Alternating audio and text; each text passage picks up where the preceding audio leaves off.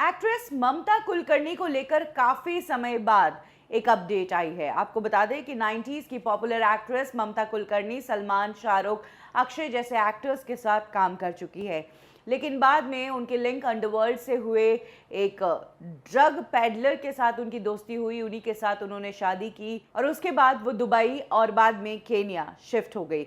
जिस शख्स से उन्होंने शादी की थी वो खुद इस वक्त इंडिया में वांटेड है और खुद ममता कुलकर्णी को भी पुलिस ने कई बार समन जारी किए, लेकिन आज तक एजेंसीज के सामने ममता कुलकर्णी हाजिर नहीं हुई। यही कारण है कि 2016 में ममता कुलकर्णी की जितनी भी प्रॉपर्टीज इंडिया में थी उन सभी को सीज कर दिया गया। उनके बैंक अकाउंट्स और उनकी एफडीज सभी फ्रीज कर दी गई। ऐसे में अब ममता कुलकर्णी ने थाने के एक कोर्ट में एप्लीकेशन लगाई है।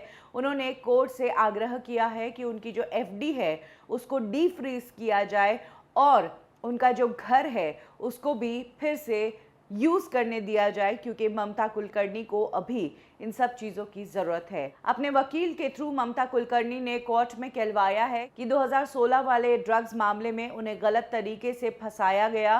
वो अपने परिवार की अकेली कमाई करने वाली है। उनकी एक बहन है जो मेंटली ठीक नहीं है, उसको इलाज की ज़रूरत है, लेकिन ममता कुलकर्णी के बैंक अकाउंट्स फ्रीज़ है, उनकी एफडी फ्रीज़ है। इसीलिए ममता कुलकर्णी अपनी उस बहन का इलाज नहीं करवा पा रही है। डॉक्टर्स का कहना है कि उनकी बहन को एक अच्छे वातावरण में रहना होगा, तभी वो ठीक हो पाएगी। इसीलिए ममता कुलकर्णी ने कोर्ट से ये भी आग्रह किया है कि उनका जो फ्लैट सील किया गया है उसे भी खुलवा दिया जाए। दूसरी तरफ अथॉरिटीज़ का ये कहना है कि अगर ममता कुलकर्णी दोषी नहीं है और वो कह रही है कि उन्हें झूठा फंसाया गया है, तो वो पुलिस के समक्ष आज तक पेश क्यों नहीं हुई, क्यों कई बार जब एजेंसीज ने उन्हें बुलाया तो सामने क्यों नहीं आई। और यही दलील एजेंसीज ने कोर्ट में रखी, जिसके बाद कोर्ट ने ममता कुलकर्णी की इस रिक्वेस्ट को खारिज कर दिया। एजेंसीज ने कोर्ट में ये भी कहा कि 2016 में जब ये पूरा ड्रग्स का सिंडिकेट पकड़ा गया था तब ममता कुलकर्णी को कई बार एजेंसीज ने बुलाया, लेकिन ममता कुलकर्णी इसके बावजूद नहीं आई।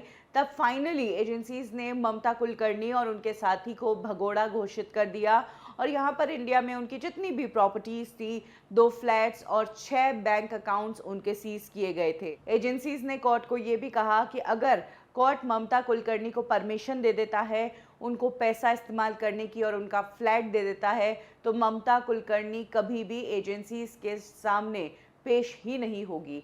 जहां एक तरफ ममता कुलकर्णी पर ड्रग्स के ये गंभीर मामले चल रहे हैं, वहीं दूसरी तरफ ममता कुलकर्णी ने खुद को एक योगिनी बना लिया है और योगिनी बनकर वो कहती हैं कि वो पिछला सब कुछ भूल गई है, उन्हें याद ही नहीं कि उनके साथ क्या हुआ था।